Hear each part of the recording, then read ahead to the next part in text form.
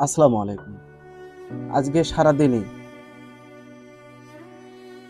একটা মানে ভিডিও বা একটা ফটো খুব বেশি আসতেছে, সেটা হচ্ছে আমাদের খুলনা জেলার বিখ্যাত শাহজালাল রহমতুল্লাহ আলাইহির যে মাজার, সেটাকে কেন্দ্র করে সেখানে কালা পাহাড় নামে যে কুমিরটা থাকে, তাকে নাকি একটা আস্ত কুকুর তার সামনে নিয়ে দিয়ে দেওয়া হয়েছে এবং কুকুরটাকে সে কুমির খেয়ে ফেলেছে। তো এই যে একটা অমানবিক কাজ কাম, যেটা আশরাফুল মাখলুকাত হিসেবে একটা মানুষের ক্ষেত্রে কখনোই যায় না। মানুষ অন্যান্য জীবের প্রতি অবশ্যই দয়াবান হতে হবে, এবং এটা আল্লাহ তাআলার পক্ষ থেকে একটা ঘোষণা। মানুষের নৈতিক যে সমস্ত দায়িত্বগুলো আছে তার ভিতরে এটাও একটা, যে অন্য জীবের প্রতি, অন্য প্রাণীর প্রতিও দয়া দেখাতে হবে। বিনা কারণে তাদেরকে একটা ইট পর্যন্ত ছুঁড়ে মারা হুকুম নেই। সেখানে মানুষ কিভাবে পারে যে আস্ত একটা প্রাণী তাকে নিয়ে শিকারের মুখে তুলে দেওয়া হচ্ছে এবং তাকে সামনের পারে টেনে ছিঁড়ে খেয়ে ফেলতেছে। এরপরে এই এই মাজারকে কেন্দ্র করে কিন্তু এরকম ঘটনা অনেক দেখা যায়।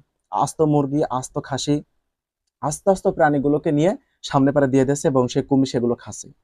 মানুষের মানে মেন্টালিটি কোন কোন পর্যায়ে গেছে, হ্যাঁ, যে মানুষের আক্কেল বিবেক যখন কাজ না করে তখন মানুষ আসলে কতটা নিকৃষ্ট মানের কাজ করতে পারে, এই হলো বাস্তব উদাহরণ। আর এই সমস্ত ভণ্ডামিগুলো বন্ধ করবে কি আসলে? হ্যাঁ, এদেরকে বোঝাবে কি যে আসলে এগুলো করে তো কোনো লাভ নেই, বরঞ্চ এদের বিরুদ্ধে আরো আইনি পদক্ষেপ নেওয়া উচিত। হ্যাঁ, এদেরকে একটা শিক্ষা দেওয়া উচিত। ওখানকার যারা আলেম ওলামা আছে, যারা মসজিদের ইমাম মুসল্লি যারা আছে, এদের আসলে এর এর বিরুদ্ধে কথা বলা উচিত এবং সারা দেশের পত্রিকা সহ সবাই আসলে এর বিরুদ্ধে কথা বলা উচিত, যে এরকম একটা আহ কুসংস্কার, এই কুসংস্কারগুলো আসলে বাদ দেওয়া উচিত। এই সময়টা এসে এরকম কুসংস্কার মানুষের বিশ্বাস করার কোনো প্রশ্নই আসে না। আর এটা করলে যে আল্লাহ তাআলা সওয়াব দেবে বা এটার ভিতরে যে অনেক ফায়দা রয়েছে, এরকমও তো না। এটা তো আরো শিরিক, উল্টে আল্লাহকে খুশি করে তো দূরের কথা, আল্লাহর নারাজ হবে, গুনাহ হবে। তো এই সমস্ত ভণ্ডামিগুলো আসলে বাদ দেওয়া উচিত। শাহজালাল রহমতুল্লাহ আলাইহি কি করে গেছিল, আর এই ভণ্ডগুলো সেখানে বসে বসে করে কি?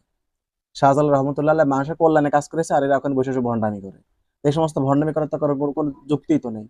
একজন মুসলিম হিসেবে তো এটা হয় না, যায় না মুসলিম দেশ হিসেবে। আবার দেশের আইনেও এটা কখনো বৈধতা দেয় না। সুতরাং এই সমস্ত ভণ্ডামি ২ নাম্বার থেকে বিরত থাকা উচিত।